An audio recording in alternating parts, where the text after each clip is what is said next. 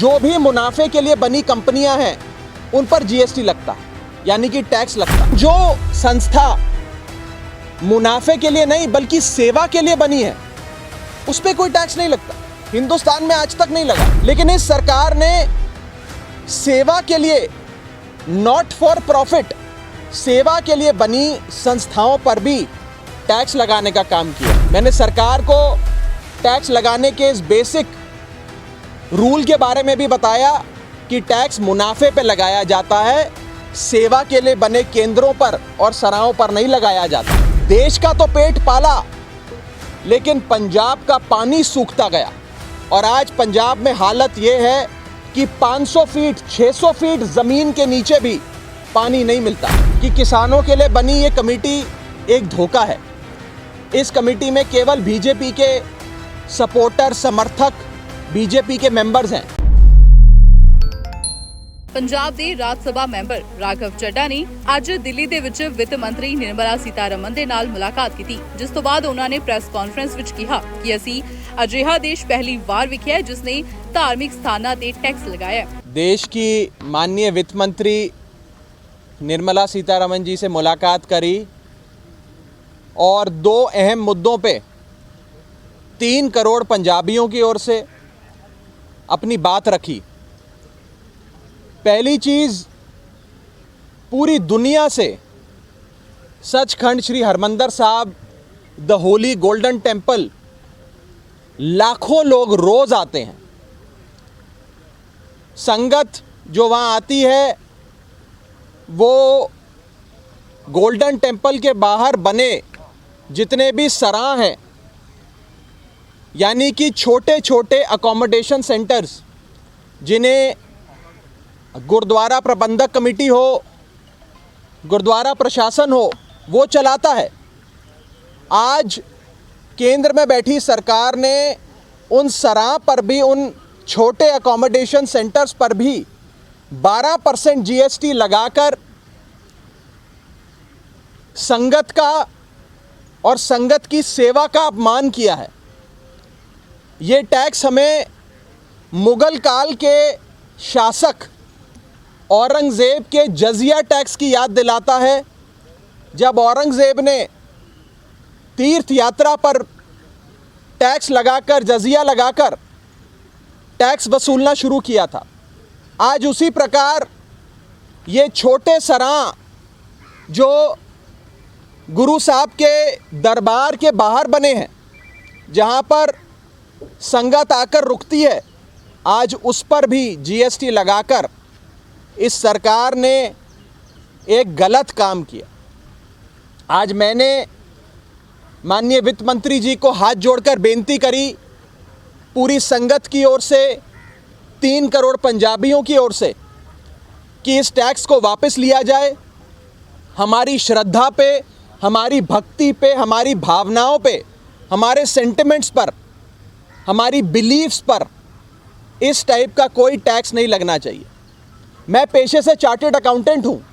आपको मैं बता दूँ कि टैक्स मुनाफे पे लगाया जाता है या मुनाफे के लिए बनी जो संस्थाएं हैं उन पे लगाया जाता है। जैसे कोई 5 सितारा होटल में जाकर रहे तो उस पे जीएसटी लगता है। जो भी मुनाफे के लिए बनी कंपनियां हैं उन पर जीएसटी लगता है, यानी कि टैक्स लगता। लेकिन जो संस्था मुनाफे के लिए नहीं बल्कि सेवा के लिए बनी है उस पर कोई टैक्स नहीं लगता। हिंदुस्तान में आज तक नहीं लगा, लेकिन इस सरकार ने सेवा के लिए, नॉट फॉर प्रॉफिट, सेवा के लिए बनी संस्थाओं पर भी टैक्स लगाने का काम किया है। मैंने सरकार को टैक्स लगाने के इस बेसिक रूल के बारे में भी बताया कि टैक्स मुनाफे पे लगाया जाता है, सेवा के लिए बने केंद्रों पर और सराहों पर नहीं लगाया जाता। इसी के साथ साथ मैंने एक और बड़ा मुद्दा पंजाब का माननीय वित्त मंत्री जी के सामने रखा और उठाया। वो था पंजाब को एक बड़ा फाइनेंशियल पैकेज देने का। पंजाब ने अपना पेट काट कर देश का पेट भरने का काम किया। पंजाब के किसानों ने, पंजाब ने 1965 में जब देश में अनाज की कमी हुई, जब देश अनाज के एक बहुत बुरे दौर से गुजर रहा था, हमें देश का पेट पालने के लिए दुनिया भर से अनाज इंपोर्ट करना पड़ रहा था। उस दौर में पंजाब के किसानों ने देश का पेट भरा। ग्रीन रेवोल्यूशन यानी कि हरित क्रांति की शुरुआत हो या फिर धान की खेती एक बड़े पद्धर पे, बड़े लेवल पे करने की बात हो, पंजाब के लोगों ने, पंजाब के किसानों ने वो करके दिखाया, जिसके चलते पंजाब ने धान की खेती करके देश का तो पेट पाला, लेकिन पंजाब का पानी सूखता गया। और आज पंजाब में हालत ये है कि 500 फीट 600 फीट ज़मीन के नीचे भी पानी नहीं मिलता है। पंजाब में पानी की ये हालत देखते हुए और पंजाब के किसानों की हालत देखते हुए मैंने माननीय वित्त मंत्री जी से एक बड़े फाइनेंशियल पैकेज की और साथ ही साथ पंजाब को एडिशनल वाटर रिसोर्सेज देने की बात रखी।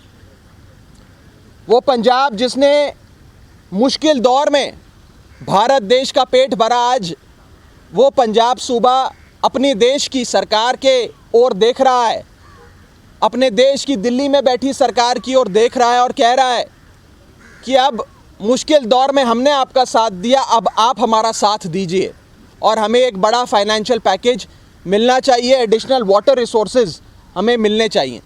ये दो बड़ी मांगें आज मैंने माननीय वित्त मंत्री जी के सामने रखी हैं। एक मेमोरेंडम, एक ज्ञापन भी दिया है। उन्होंने बड़े आराम से मेरी बात सुनी, मेरा जो ज्ञापन था वो लिया और मुझे विश्वास है कि ज़रूर इस पर केंद्र सरकार कार्रवाई करेगी और पंजाब के साथ जो सदियों से केंद्र सरकार एक सौतेला व्यवहार करती आई है, वो सौतेला व्यवहार बंद होगा और पंजाब का हक पंजाब को मिलेगा। आम आदमी पार्टी पंजाब के हकों की ये लड़ाई लड़ती रहेगी, सदन में भी लड़ेगी, सदन के बाहर में भी लड़ेगी। नहीं, एमएसपी की कमेटी के बारे में हम पहले ही केंद्र सरकार को ये लिख कर दे चुके हैं, सदन में भी ये मुद्दा उठाया कि किसानों के लिए बनी ये कमेटी एक धोखा है। इस कमेटी में केवल बीजेपी के सपोर्टर, समर्थक, बीजेपी के मेंबर्स हैं। ये कमेटी कभी भी देश के किसान का हित नहीं सोच सकती। इस कमेटी को भंग करके एक नई एमएसपी कमेटी का गठन हो, जो एक बैलेंस्ड कमेटी हो और उसका सिर्फ एक ही उद्देश्य होना चाहिए, एमएसपी को कानूनी गारंटी देना। आज जो कमेटी बनाई गई है उसके टर्म्स में भी ये नहीं लिखा कि वो एमएसपी को कानूनी गारंटी देने के लिए बनाई गई समिति। देखिए, बीजेपी कांग्रेस ज़रूर तिरंगे को लेकर अपनी सियासत करते रहें, लेकिन बीजेपी और कांग्रेस की इस लड़ाई के बीच मैं आपको बता दूं कि दिल्ली के मुख्यमंत्री अरविंद केजरीवाल जी और उनकी सरकार, दिल्ली सरकार, तिरंगे का और भारत की आज़ादी का ये त्यौहार मनाने के लिए एक बहुत बड़ा कार्यक्रम दिल्ली में करने जा रही है। उस कार्यक्रम का आयोजन दिल्ली सरकार अरविंद केजरीवाल जी द्वारा किया जा रहा है। उस सब में हम आपको भी ज़रूर निमंत्रण देंगे, जिसमें लाखों बच्चे देश के तिरंगे, भारत माता के उस झंडे को लहराते हुए दिल्ली से एक आवाज़ निकलेगी जो देश के कोने कोने तक जाएगी कि आज हम आज़ाद भारत के 75वें साल को धूमधाम से देशवासी, दिल्लीवासी मिलकर मनाएंगे और भारत माता की जय के नारे को बुलंद करेंगे।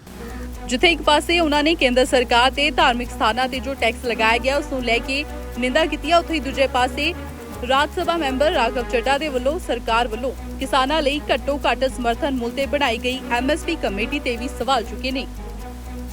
D5 ਚੈਨਲ ਪੰਜਾਬੀ ਲਈ ਦਿੱਲੀ ਤੋਂ ਦਵਿੰਦਰ ਸਿੰਘ ਦੀ ਰਿਪੋਰਟ। ਹੋਏਗੀ ਕਿਸਾਨਾਂ ਦੀ ਗੱਲ, ਨਵੀਂ ਖੇਤੀ ਮਸ਼ੀਨਾਂ, ਬੀਜਾਂ ਤੇ ਬਾਗਾਂ ਦੀ ਗੱਲ ਲੈ ਕੇ ਚੱਲਾਂਗੇ ਤੁਹਾਨੂੰ ਰੰਗਲੇ ਪੰਜਾਬ ਦੇ ਖੇਤਾਂ ਵੱਲ। ਦੇਖਣਾ ਨਾ ਭੁੱਲਣਾ ਸਾਡਾ ਖਾਸ programme farming with Amarjit Waraich, ਸੋਮਵਾਰ ਤੋਂ ਸ਼ੁੱਕਰਵਾਰ ਸਵੇਰੇ 7:30 ਵਜੇ D5 ਚੈਨਲ ਪੰਜਾਬੀ ਤੇ। ਕੀ ਹੁੰਦੀ ਹੈ ਜਮਾਬੰਦੀ, ਕਿਵੇਂ ਬਣਦੀ ਹੈ ਵਸੀਅਤ, ਜ਼ਮੀਨ ਜਾਇਦਾਦ ਦੇ ਹਰ ਮਸਲੇ ਤੇ ਕਰਾਂਗੇ ਚਰਚਾ।